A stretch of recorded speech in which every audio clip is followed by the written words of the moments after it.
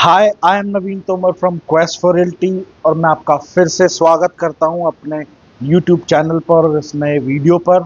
और आज का जो टॉपिक है वो बहुत ही इम्पोर्टेंट टॉपिक है। रियल एस्टेट के गलियारों में, इन्वेस्टर्स में, बायर्स में, सभी में एक छोटी सी सुगबुगाहट है। सेलर्स में, सब में एक सुगबुगाहट है कि क्या ये सही समय है अपनी प्रॉपर्टी को ट्रेड ऑफ करने का। तो जो आपने आज से 2 साल पहले, 1.5 साल पहले, 2.5 साल पहले जो आपने प्रॉपर्टी खरीदी थी, उसको बेचने का, उसको ट्रेड ऑफ करने का ये सही समय है या नहीं है। तो इसी टॉपिक को डिस्कस करेंगे डिटेल में।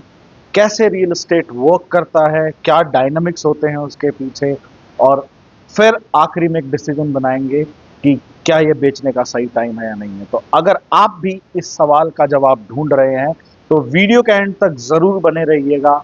चलिए अब चलते हैं वीडियो की शुरुआत करें।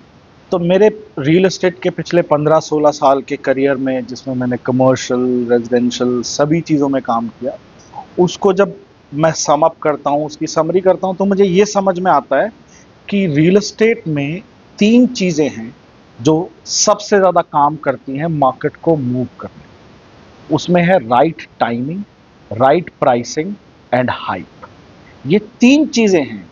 इन्हीं चीज़ों के चारों तरफ जो है, जो प्राइस अप्रिसिएशन है, ट्रेड ऑफ है, सेल परचेज है, वो चलती है।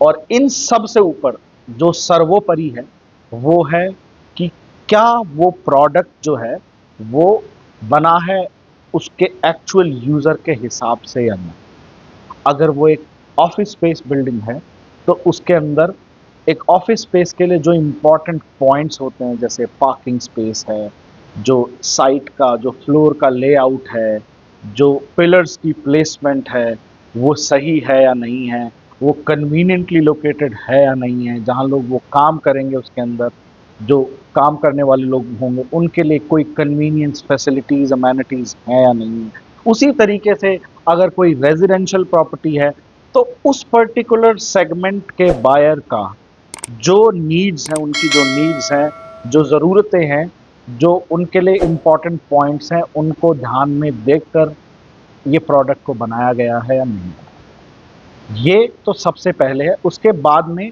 जब प्रोडक्ट डिज़ाइन परफेक्ट होता है या क्लोज टू परफेक्ट होता है, उसके बाद में ये जो 3 पॉइंट मैंने बोले, right timing, right pricing and high. तो इसका एक एग्जांपल देके बताऊंगा कि कुछ चीज़ें समय से पहले बनी तो भी फेल हो गई, कुछ चीज़ें समय के बाद में बनी तो भी फेल हो गई। एक जो है, गोल्फ कोर्स एक्सटेंशन रोड पे एक टावर है, सिल्वर्टन टावर। लोकेशन टॉप नॉच, एकदम golf course extension, right on golf course extension. लेकिन समय से पहले बन गई और तब तक उस जगह का, उस लोकेशन का हाइप नहीं था।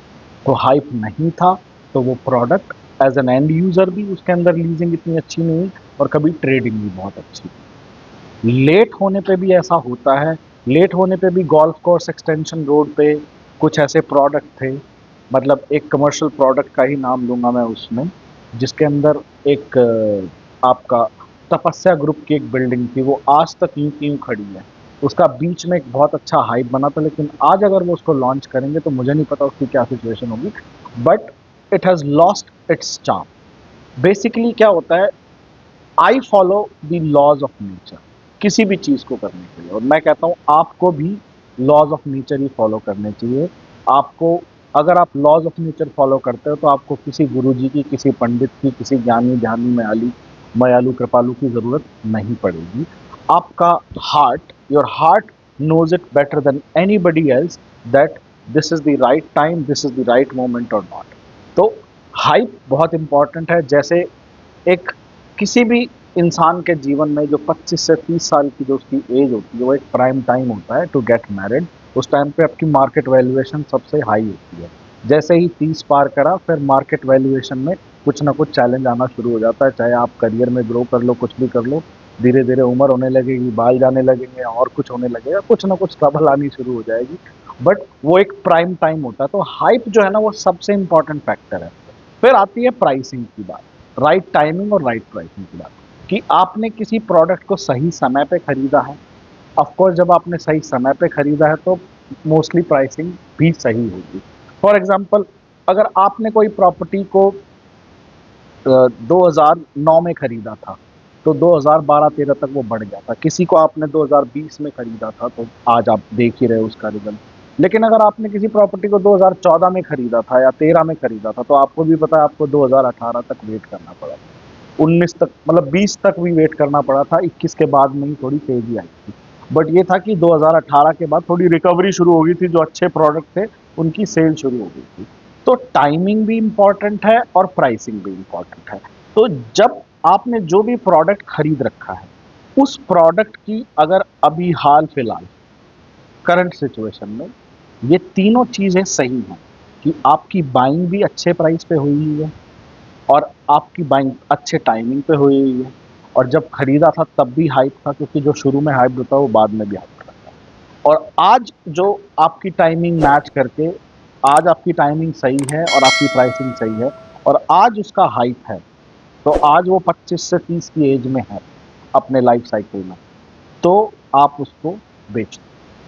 इससे सबका ही भला है, आपका भी भला है और जो खरीदने वाला है उसका भी भला है। There is no end to greed. मतलब आपकी अगर कोई कहीं, मैं ऐसे पर्टिकुलर स्पेसिफिक जब तक प्रोडक्ट के बारे में नहीं पता होगा मुझे, मैं नहीं बता सकता, तो वो मैं प्रोडक्ट समझ के ही बता सकता हूँ।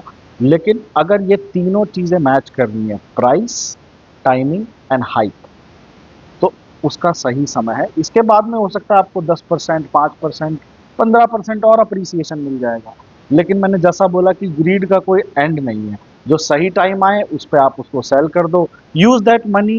क्योंकि अभी जैसा ट्रेंड चल रहा है रियल एस्टेट में, ओवरऑल मार्केट अपने आप में साइक्लिकल है, लेकिन अलग अलग जो सेगमेंट होते हैं, कभी कमर्शियल अप होता है, कभी रेजिडेंशियल अप होता है, कभी इंडस्ट्रियल अप होता है, कभी लैंड अप होती है।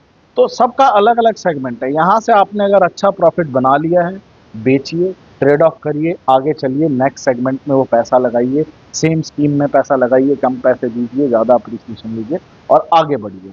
ऐसे ही मेरे जितने भी अच्छे इन्वेस्टर्स हैं, या मैंने जिन लोगों को, मैं जिनको एक्चुअली एचएनआईज बोल सकता हूँ या जिनको लर्नेड इन्वेस्टर्स बोल सकता हूँ, वो यही स्ट्रैटेजी फॉलो करते हैं। इसके अलावा और कोई स्ट्रैटेजी नहीं है, लॉज ऑफ नेचर है।